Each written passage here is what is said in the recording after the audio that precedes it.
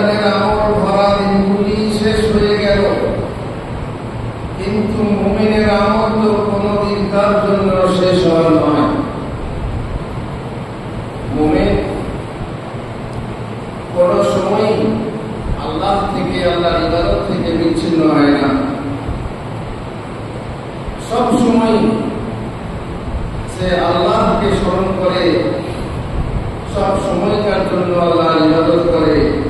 নির্দিষ্ট কোন দিনে ইবাদত বেশি করে, কিন্তু ইবাদত থেকে বিচ্ছিন্ন হয় না, নামাজ থেকে বিচ্ছিন্ন হয় না। কারণ মুমিনের ডিউটি সবসময়। আকাশ পথে উড়ানে, বিমানের ভিতরে যাত্রীদেরকে খাবার দেওয়া হচ্ছিল। বিমানবালা খাবারের মধ্যে একটি ডিব্বা মদের ডিব্বা রেখেছিল। পাশাপাশি দুই যাত্রী ছিল, একজন মুসলিম আর একজন অমুসলিম। অমুসলিম ভাই সে তো খেয়ে ফেল, মদ নিয়ে নিল এবং সে খেতে শুরু করল। মুসলিম ভাই সে কিন্তু মদ নিল না, ফিরিয়ে দিল। মেয়েটি বলল, আপনি মদ নিচ্ছেন না কেন? ও তো খাচ্ছে, আপনি খাবেন না কেন? এই আকাশ পথে এখানে কি সমস্যা আছে? বললেন, সমস্যা আছে। তুমি এক কাজ করো, প্লেনের ড্রাইভারকে এই ডিব্বাটা দিয়ে এসো, সে যেন মদ পান করে। মেয়েটি বলল, না, ওনাকে দিতে তো হবে না, উনি তো অন ডিউটি, উনি তো অন ডিউটি। মদ খেয়ে উনি আবার প্লেন দখল করে দেবো। ঠিক বলেছে, অন ডিউটি। মুসলমানরা সব সময় অন ডিউটি থাকে, এই জন্য মুসলমানদের জন্য মদ খাওয়া ঠিক নয়। মুসলমানরা অন ডিউটি। আল্লাহ তাআলার সঙ্গে তার সম্পর্ক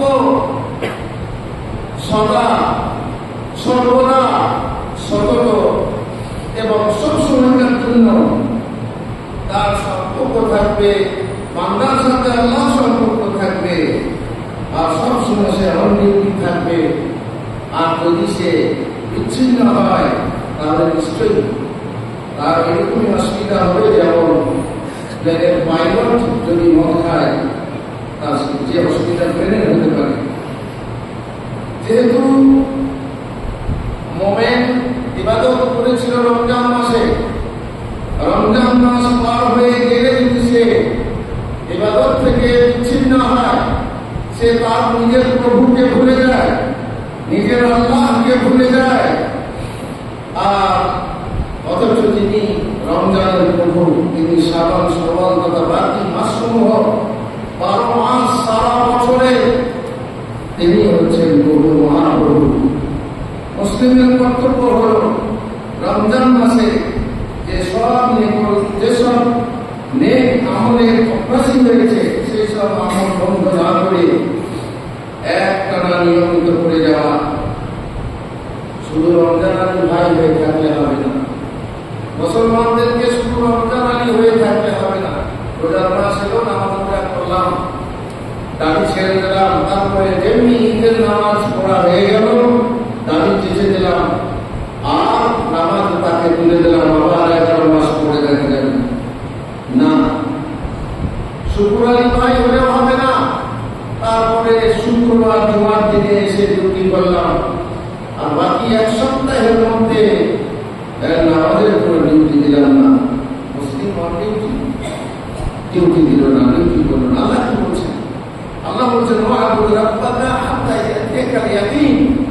তোমার মৃত্যু আসা অবধি তুমি তোমার প্রতিপালকের ইবাদত করতে থাকো। মুসলমানের অভিধানে অবসর বলে কোনো অবকাশ বলে কোনো শব্দ থাকতে পারে না। তুমি যখন ফারেক হবে, কোন ডিউটি থেকে ফারেক হবে, কোন কর্তব্য থেকে তুমি অবকাশ পাবে, তখন তুমি আবার মেহনত করো।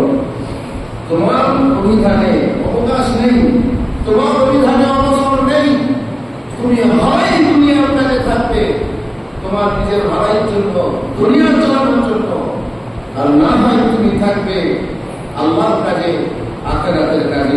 মহানবী সাল্লাল্লাহু আলাইহি ওয়াসাল্লাম বলেছেন, আল্লাহর নিকট সবচেয়ে সেই আমল অধিক পছন্দনীয়, আহাবুল আমালি ইলাল্লাহ, যা লাগাতার করে যাওয়া হয়, আদওয়ামুহা, যা দাওয়াম করা হয়, লাগাতার করে যাওয়া হয়, নিরবচ্ছিন্নভাবে করে যাওয়া হয়, যদিও তা পরিমাণে কম হয়। যে আমল করছো পরিমাণে যদি কম করতে পারো, সেটাকে কন্টিনিউ করো। রমজানে যেটা করলে, রমজানের যে আখলাক চরিত্র, যে ব্যবহার তুমি প্রদর্শন করলে, সেটা তুমি চালিয়ে যাও 11 মাস। সেখানে ট্রেনিং নিয়েছো, সেই ট্রেনিংটা চট করে ভুলে যেতে হবে, আর 11 মাস চলতে হবে। রমজান মাসে পেট্রোল ভরেছ, সেই পেট্রোল তোমার আগামী 7 মাস পর্যন্ত চলতে হবে। তার আগে পেট্রোল খতম হয়ে গাড়ি স্টপ হয়ে যাবে, সেটা হয়তো হবে না। শেষ হয়ে গেল শুকরের মাস, কত ধৈর্য ধরলাম, আসরের পরে পেটে হাত রেখে রেখে খিদেতে কাতর হয়েও কত ভাই মেহনতের কাজ করছেন রোদে, খেতে খামারে খেটে খেটে কাজ করা সত্ত্বেও, বিল্ডিং এর কাজ করে তারা রোজা, রমজানের রোজাকে আল্লাহর ভয়ে ধরে রেখেছে, ধৈর্যের সাথে মাস পার করেছেন। আর সবুর হল পরেজগার মানুষদের সম্বল। যেমন সে এ মাসে বড় প্রচেষ্টা ও শ্রম দিয়ে আমল ইবাদত করেছে, তেমনি পরের মাসগুলিতেও যেন সেই প্রচেষ্টা পরিশ্রম বাকি থাকে, সেই ধৈর্য, সেই সবুর বাকি থাকে। তার সমস্ত আমল এমন হওয়া উচিত যেন সেটা রমজানই করছে, যেহেতু রমজানে সে আল্লাহ নজরদারিতে ছিল, আর রমজানের পরেও সে আল্লাহ নজরদারিতে আছে। রোজার মাস বিদায় নিয়ে চলে গেল, কিন্তু রোজা বিদায় নেয়নি। যেহেতু রমজানের রোজা ছাড়াও অন্যান্য সুন্নত ও নফল রোজা রয়েছে, তা যেন তার আমলের খাতা থেকে বাদ না পড়ে। নামাজ ও কিয়ামের মাস ফুরিয়ে গেল, কিন্তু নফল নামাজ ও কিয়াম কেবল রোজার মাসে সীমাবদ্ধ নয়, বরং প্রত্যেক রাতের একটি অংশ, সামান্য অংশ তুমি দাও। প্রত্যেক রাতে যেন কিয়ামুল লাইল তোমার থাকে, যদিও তার 2 রাকাত হয়, 2 রাকাত পড়ো, এদের করে নাও, যদিও 2 রাকাত হয়। আল্লাহ তৌফিক দিলে আস্তে আস্তে 4 রাকাত, 6 রাকাত, 8 রাকাত হয়ে যাবে। রমজান ফুরিয়ে গেল, তারাবি শেষ হয়ে গেল, জানি না তারাবিতে বড় মানুষের কষ্ট হয়েছে, খুব লম্বা করছে, পয়সা খুব লম্বা করছে, কষ্ট হচ্ছে করতে, ছটফটানি, কখন মসজিদ থেকে বের হবো, কখন তাড়াতাড়ি তারাবি শেষ হবে। যাই হোক, তারাবি করলাম, কেউ হয়তো 4 রাকাত করে পালিয়ে যাচ্ছে, কেউ হয়তো 6 রাকাত করে বেঁধে করে নিয়ে পালিয়ে যাচ্ছে, ভাবলো কিস্তি মাছ, কিন্তু না, সে যাই হোক, যে যা করছে। কিন্তু যারা পরিপূর্ণরূপে মাসে ঠিকভাবে তারাবি করেছে, তাদের তারাবিতেই খতম হয়ে যায়নি কিয়ামুল লাইল। প্রত্যেক রাত্রে আল্লাহ তারা নিচের আসমানে নেমে আসেন, সেই সময় অন্তর্ভুক্তে 2 রাকাত কিয়ামুল লাইল করো, আল্লাহর কাছে মুনাজাত করো, তারপর নিজের করো, আর সেটা আপনি শেষ হয়ে যায়। এই মাসে সকল মসজিদের ইমাম ও মুসল্লিগণ তাদের অন্যান্য বেনামাজি ভাইদেরকে হিদায়াত প্রাপ্ত হয়ে মসজিদে থেকে কত খুশি হয়েছে। যারা বেনামাজি ছিল তারা রোজাতে নামাজ পড়তে এসেছে, যারা রমজান ভর 5 ওয়াক্তের ফরজ নামাজ যথা নিয়মে আদায় করেছে, বরং তারা নিয়মিতভাবে তারাবি ও তাহাজ্জুদের নামাজও পড়েছে, পরন্তু তাদের আনন্দ আর বৃদ্ধি হতে থাকে যদি ওই ভাইয়েরা উক্ত অবস্থাতেই প্রতিষ্ঠিত থেকে যায়, অর্থাৎ 12 মাসই নামাজ পড়ে আর বেনামাজি হয়। নচেৎ কিয়ামতে বান্দার নিকট থেকে অন্যান্য আমাদের পূর্বে সর্বপ্রথম নামাজের হিসাব নেওয়া হবে। সুতরাং হুঁশিয়ার, সুতরাং নামাজ সঠিক হলে তার অন্যান্য আমল সঠিক বিবেচিত হবে, নচেৎ না। মায়েরা, বোনেরা, কত কষ্ট করেছে, একদিকে আল্লাহর ইবাদত করা, রোজা রেখে সবুর করা, আর সেই সাথে রাধার পরে খাওয়া, আর খাওয়ার পরে রাধার কাজ, কত কষ্ট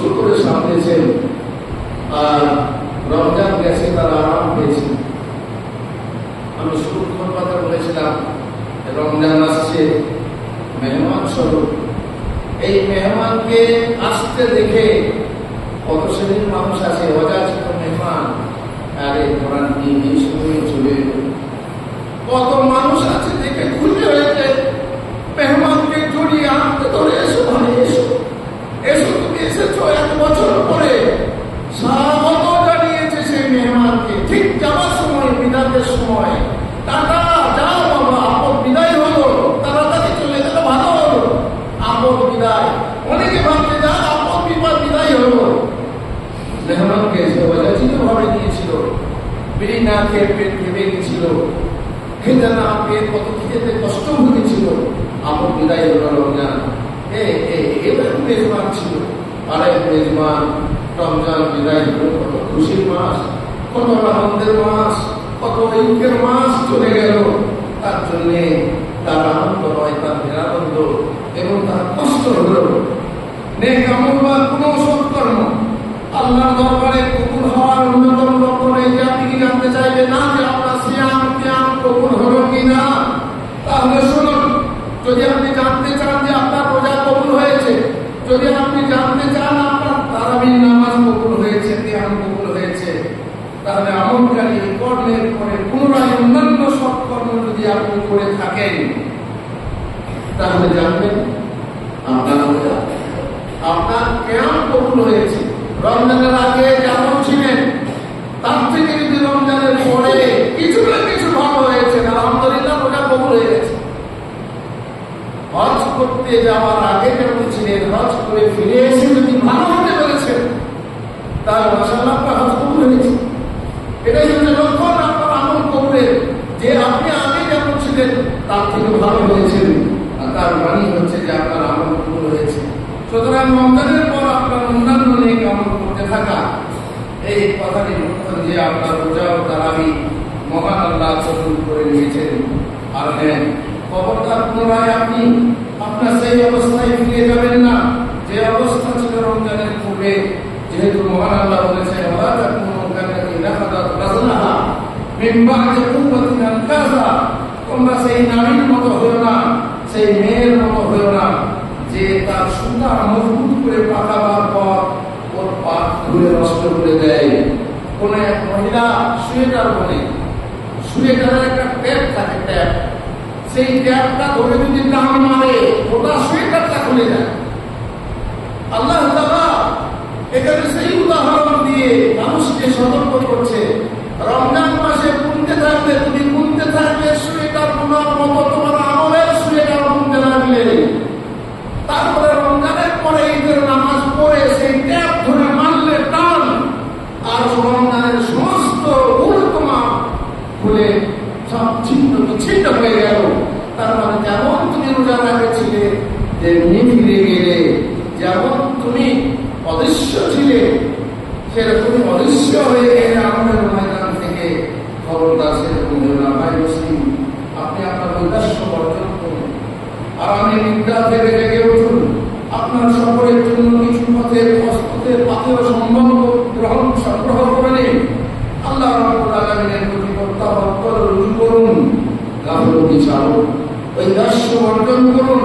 হয়তোবা আপনি তার ছাড়া পাবেন, তার রহমত ও করুণা অর্জন করে আপনি সৌভাগ্যবান হবেন।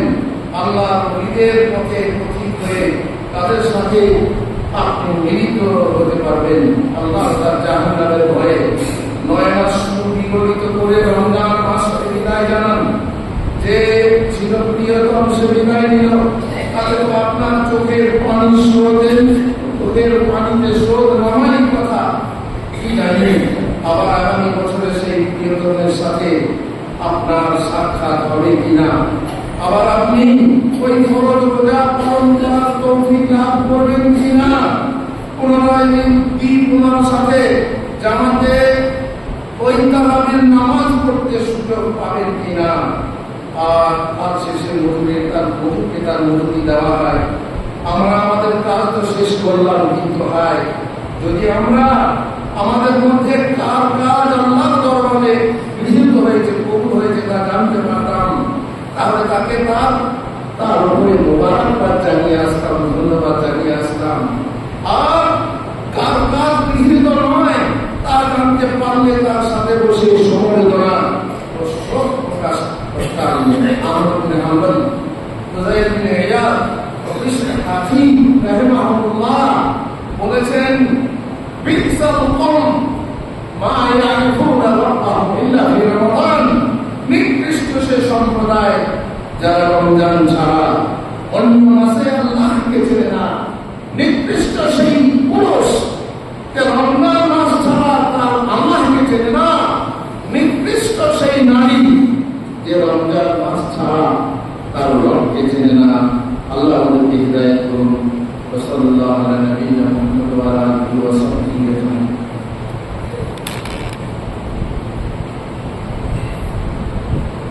আলহামদুলিল্লাহি রাব্বিল আলামিন ওয়াসসালাতু ওয়াসসালামু আলা রাসূলিল কারীম ওয়া আলা আলিহি ওয়া সাহবিহি আজমাইন। এখন কিছু মাসাইল শুনুন। কারো রমজান মাসে রোজা ছুটে গেলে তা সুস্থ কাজা করা এটা কি ওয়াজিব না ওয়াজিব নয়? না, ওয়াজিব নয়। কারণ এই ব্যাপারে প্রশস্ততা আছে শরীয়তে। সুযোগ ও সময় মতো তার কাজা করতে পারা যায়। বিশেষ করে মা বোনেদের প্রায় প্রত্যেকটি মায়ের 5টা 6টা 7টা 8টা 9টা 10টা রোজা প্রত্যেক বছর কাজা হয়ে যায়। তদনুরূপ কাফারা ও শর্ত আদায় করা ওয়াজিব নয়। রোজাতে ফিদিয়া আছে। অসুস্থ ব্যক্তি, বৃদ্ধ ব্যক্তির যে ফিদিয়া বা কাফারা লাগে তাড়াতাড়ি দিতে হবে, ঈদের পরে তা নয়। যারা রমজানের শুরুতে দিয়ে ফেলেন ঠিক না, রমজানের মাঝে দিয়ে ফেলেন ঠিক না, একদিন দেরি দেন ঠিক আছে, প্রত্যেক দিনটা দেন তাকে খাওয়ান ঠিক আছে। কেউ কারো হয়ে রোজা রাখে না, রোজা কেউ কারো হয়ে রাখে না। কাফারা দিতে হয়, তাকে ফিদিয়া দিতে হয়, সৎকার করতে হয়। সে আপনার রোজা রেখে দেবে না। এই জন্যে এক ব্যক্তি 5 জনের 6 জনের 7 জনের আরো বেশি লোকের কাফারা নিতে পারে, যেহেতু সে মিসকিন, কিন্তু রোজা রাখতে পারে না, তার রোজাকে রাখতে হবে। যাই হোক, এই কাফারা দিতে হয় রমজানের পরে। যদি গোটা মাসের কাফারা দেন, আপনি যদি শুরু রমজানে দেন তাহলে দেওয়া হবে না। কারণ রোজা খরচ হলো না, তার আগে আপনি কাফারা দিয়ে ফেলেন না, সেটা ঠিক না। বরং আপনাকে রোজা পরে দিতে হবে, আর তাড়াতাড়ি দিতে হবে। ঈদের পরেই তা নয়, ঈদের ফেরার মতো নয় যে 28 তারিখ শুরু হবে আর ঈদের আগে পর্যন্ত একদম শেষ করে ফেলতে হবে, এইরকম কাফারা ফিদিয়ার কথা নয়। সুতরাং এ ব্যাপারে প্রশস্ততা আছে। যেহেতু আল্লাহ তাআলা বলেন, ফামান কানা মিনকুম মারিদান ওয়া আলা সাফারিন ফাইদ্দাতুন মিন আইয়ামিন উখরা।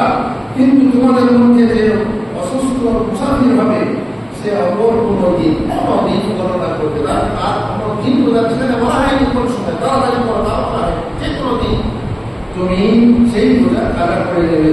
সে অপর কোনো দিনের রোজা রেখে নেবে। এখানে মহান আল্লাহ লাগাতার বা সাথে সাথে রাখার শর্ত আরোপ করেননি। কাজা করে লাগাতার রাখতে হবে তাও বলেননি। সে শর্তের যে শর্তের কথা বলা হয়েছে উল্লেখ থাকলে অবশ্যই তা সত্তর পালনীয় হতো, কিন্তু আল্লাহ তাআলা এই আয়াতে উল্লেখ করেননি শর্তের কথা। বোঝা গেল যে এ ব্যাপারে প্রশস্ততা আছে। বড় যদি কেউ তার ছুটে যাওয়া রোজা পিছিয়ে দিয়ে শীতের ছোট ছোট দিনে রাখে, চালাকি না, চালাকি করতে পারো। তুমি গরমের দিনে রাখবে না, কাজা রোজাগুলো গরমে কাজা হয়েছে, সেগুলো তুমি পৌষ মাসের শীতে কাজা করবে, সমস্যা নেই। আল্লাহ গফুর রহিম, আল্লাহ রহমানুর রহিম, আল্লাহ কবুল করবেন, সমস্যা নেই। পিছিয়ে দিয়ে পৌষ মাসের ছোট ছোট দিনে খিদে কম লাগবে, পেঁয়াজ কম লাগবে, রাখো, আপনাদের সব জন্য সহজ হবে। তো সেই সময় তুমি রাখতে পারো ছোট ছোট দিনে, তাহলে তার জন্য বলতে যথেষ্ট। তাদের মহান আল্লাহ ওই ঋণ পরিশোধ হয়ে যাবে করে দেবে। তবে ঈদের পরে ওজন দূর হয়ে গেলে সুযোগ হওয়ার সাথে সাথে সত্তর এক টানা কাজা রেখে নেওয়াই হচ্ছে উত্তম উচিত। কারণ তাদের সত্তর দায়িত্ব পালন হয়ে যায় এবং পূর্ব সতর্কতা কর্ম সম্পাদন হয়ে যায়। যেহেতু না জানি কখন আবার হঠাৎ করে মরণ গাড়ি চলে না আসে। মা আয়েশা রাদিয়াল্লাহু তাআলা বলেন, আমার রমজানের রোজার কাজা থাকতো, কিন্তু সে রোজা সাবান ছাড়া আর আগে কাজা তার আগে সাবান মাস, সাবান বছরে মানে রোজার আগের মাস না আসা পর্যন্ত আমি কাজা করতে সক্ষম হতাম না। এই কথার এই বর্ণনাকারী ইয়াহইয়া ইবনে সাঈদ বলেন, এর কারণ এই যে নবী সাল্লাল্লাহু আলাইহি ওয়াসাল্লামের সাথে তার জীবন অতিবাহিত করা এত ব্যস্ততাময় ছিল যে তিনি রোজা রাখতেই সুযোগ পেতেন না। আর তার কাছে তার পৃথক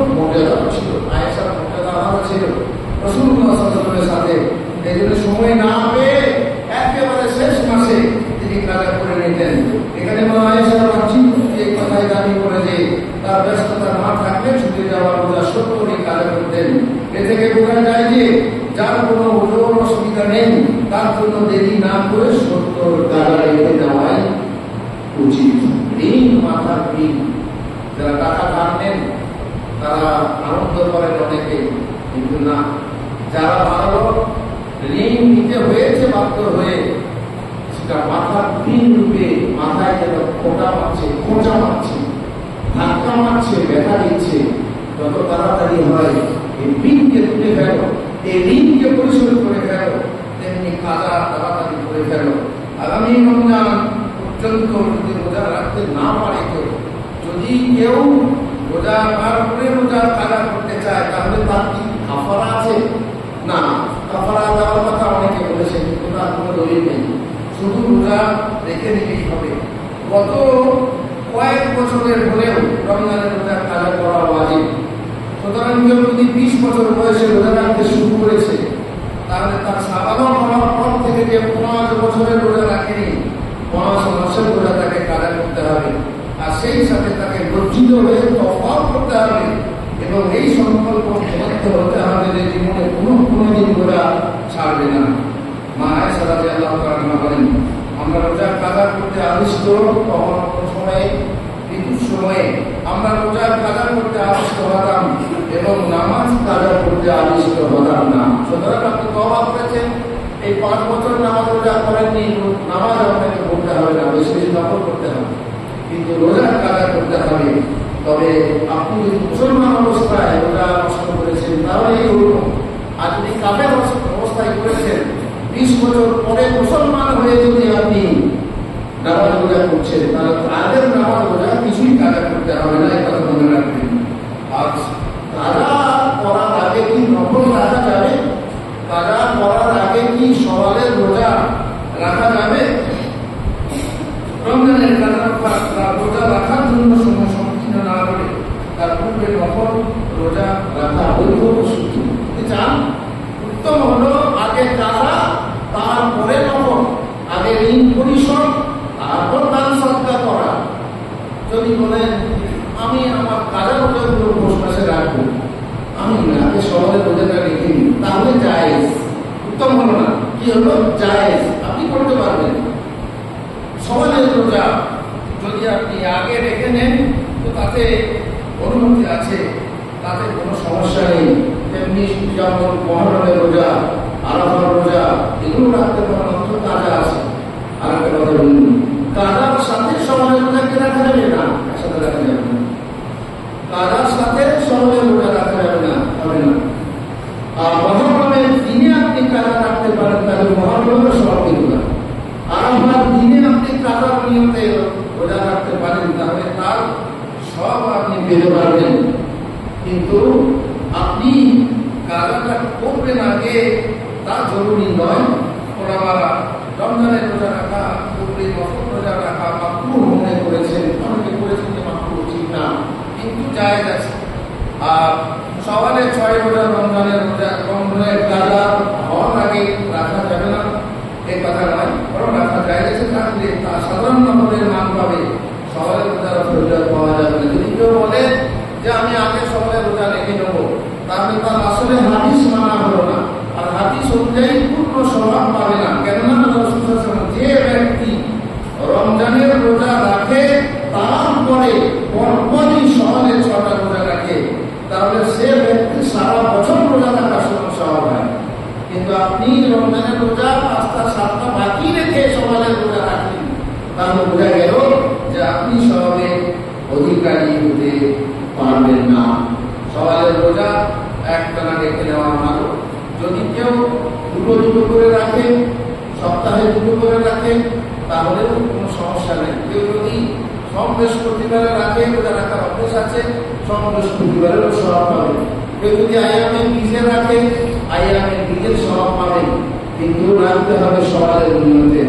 কেউ যদি একটা করে রোজা রাখে, তাহলে খেয়াল রাখতে হবে যে শুধু শুক্রবার রোজা রাখা যাবে না, শুধু শনিবার রোজা রাখা যাবে না, শুধু রবিবার রোজা রাখা যাবে না, বাকি দিনগুলো কিন্তু যদি দুটো করে রাখেন তাহলে কোনো ঝামেলা নেই। শুক্র শনি রাখা যাবে, শনি রবি রাখা যাবে, সমস্যা নেই, একা রাখা যাবে না। এই জন্যে এই কথাগুলো স্মরণ করিয়ে দেওয়া জরুরি মনে করে আজকের প্রোগ্রাম আপনাদের সামনে পরিবেশিত হল। আল্লাহ তাআলা আমাদেরকে যারা মানার তৌফিক দান করুন, শোনার থেকে বেশি মানার তৌফিকটা আল্লাহর কাছে চেয়ে নিতে হবে, যাতে করে শুনি কম বলি আর শুনি বেশি, কিন্তু আমল যে কম করি সেটা কিন্তু করলে হবে না। আল্লাহ আমাদেরকে সঠিক দেন। আল্লাহ